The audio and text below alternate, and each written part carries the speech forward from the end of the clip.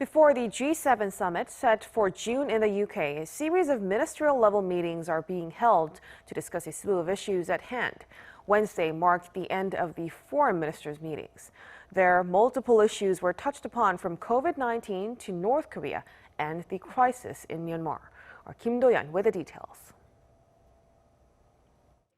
The group of 7 foreign ministers pledged to expand the manufacturing of COVID-19 vaccines with a goal of shortening the lifespan of the pandemic.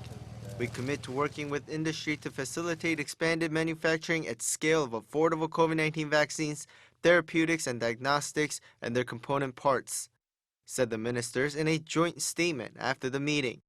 They added this could be done by promoting partnerships between companies and encouraging voluntary licensing and tech transfer agreements on mutually agreed terms. As for global peace, the ministers urged North Korea to return to dialogue. The communique released on Wednesday read, "We remain committed to the goal of complete, verifiable, and irreversible abandonment of all of the DPRK's unlawful weapons of mass destruction and ballistic missile programs in accordance with relevant UN Security Council resolutions." As for nuclear weapons, they also showed their commitment to preventing Iran from developing them. The ministers welcomed hints of a return to the Joint Comprehensive Plan of Action by the US and Iran, saying the Joint Comprehensive Plan of Action remains the best way to ensure the exclusively peaceful nature of Iran's nuclear program. It is vital that Iran preserves a space for these discussions by avoiding any further escalation.